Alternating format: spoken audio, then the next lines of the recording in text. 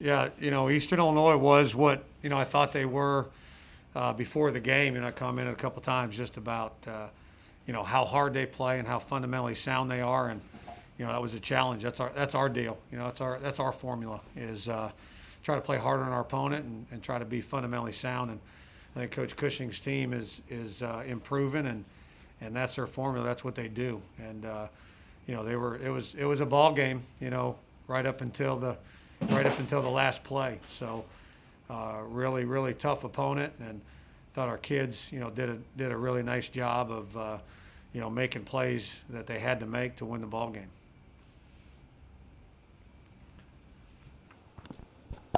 Coach, I think we're on now. Coach, it's kind of random. Dean Pease over the weekend talked about there's no such thing as an ugly win. Do you ascribe to that mentality? I know turnovers were a problem tonight. Rain, a little bit of this and that. Some conversions didn't go your way, but do you call something like this an ugly win, or is a win a win and you move forward? It's interesting you say that, because I talked to the kids tonight, and I've said this to them before. I said, hey, tonight it was a great win, and every win in college football is a great win. Because college football, it's hard to win a college football game. And the other team's trying to do the same thing you're trying to do, and there's 50% of the teams every week lose a ball game. So I told them, I said, guys, every time we win, I'm going to tell you that was a great win.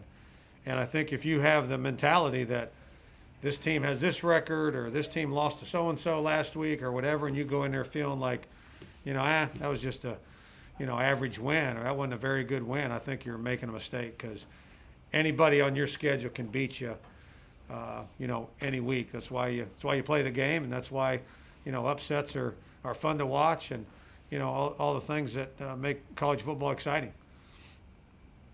Coach, defensive people are going to love a set like this. In 8 quarters at Roy Stewart Stadium, you've only given up 6 points so far this season. You got to be pretty proud about that. Yeah, I don't know how much I'm involved in that when you say I've given up, but if I was out there, I'd be giving up a lot more. Just hats off to Coach Sanders and our defensive staff, and hats off to our kids. They do a great job of listening to coach and taking coaching.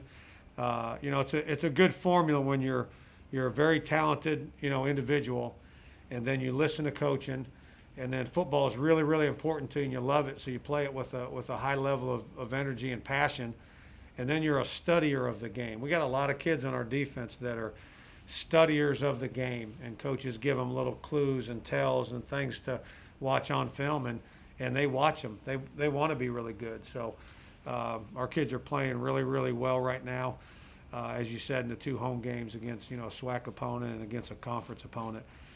Really proud of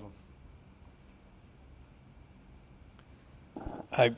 Coach, I know offensively 3 turnovers, not what you want to see. A couple of tough interceptions and then a lost fumble from DJ, and yet you guys still come away with a 22-6 win. How do you sharpen from here? At least maybe even in the passing game. Or I know the running game's looking pretty good, but the passing game, Preston's been running it well, but I know the touchdown to interception ratio is probably not where you'd like for it to be right now. Yeah, the 2 really, interceptions. You would like to, really the one that the kid picked in the end zone was a really good. We threw the ball to the inside. We didn't throw it outside and deep enough. Obviously, that can happen. He did a really nice job. Jay Bell couldn't get to it. He couldn't become a defender. He had him on his back, and we threw the ball to the inside, and that was, unfortunate, because that, we kept wanting to get that one to put him away. We couldn't have put him away. We couldn't get up to that 3 possession, deal and say, okay, boys, we it's over. Made my AFib about kick in, but that one was in the end zone. The other one was a poor decision to throw it, but as good as a punt. And we weren't in poor field position in either one of those turnovers. DJ's turnover, which is going to happen, you're running your cue, he's going to get whacked on occasion, and ball security you work on, and you don't want him to do that, but that's part of the game. That put us in a pickle, there field position wise, but our defense went out and, responded time and time again. So, we'll just continue to do the things that we do to stress, taking care of the ball. in DJ's case, and the other two were just missed throws really. Coach, getting back to the defense, it's situational defense that makes a difference in these games sometimes. You were 6 of 20, or Eastern Illinois was 6 of 23 on 3rd and 4th down conversions tonight. That's coming up in the big time for it. That's crazy. I mean, if you're at that 66 and a third is where you want to be. You know what I mean? You want to be at 66 and a third on both sides of the ball, converting offensively and keeping them from converting, defensively. So whatever that percentage is, it's crazy. They weren't even close to being productive, and it's because of the way our guys were playing. And all the stops that we had on 4th down. Granted, there were longer ones. Those weren't 4th and 1s. They were 4th and 5s and 4th and 6 and 4th and 7 and 8 because they had to at certain points of the game. But still, to have that many 4th down stops is really a credit to our defense. And I don't know if you know this, your percentage going into the 4th quarter, I think you were 3 of 15 with them converting. So you were even better in the first 3 quarters and 3 of 8, I think, in the 4th quarter. Yeah. So I mean, that's incredible percentage. I mean, that's just really a lot of production on defense as far as stops. Coach, it's pretty clear that DJ, speaking of him, it seems he's got a really nice package of offensive plays for you guys. Preston, I wanted to talk about his touchdown. Preston gets a nice first down to Lamartez over the middle, and then DJ gets 2 really nice runs, including that second one to get the touchdown. What's the look there, and what's it like to see him get his first touchdown this year? Yeah, power read. I mean, he can do the entire offense. We talked on the phone a couple times. It kind of has the look like we bring him in and it's a running quarterback thing. It's not. He's the total package. Just like Preston is. He's different. But he's a total package like Preston is as far as can throw and can run. And we've had plays called.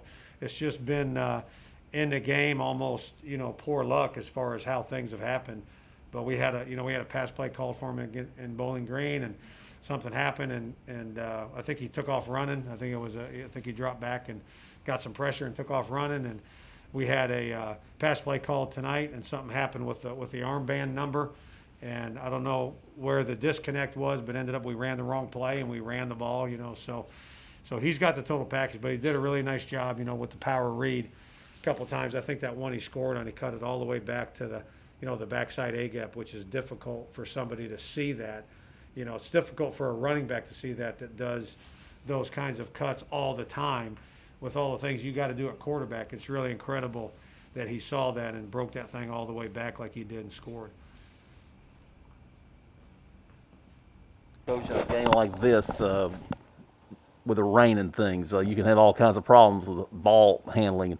It did not look like y'all had any problems with that. Was that something y'all worked on this week? I don't believe we worked on it.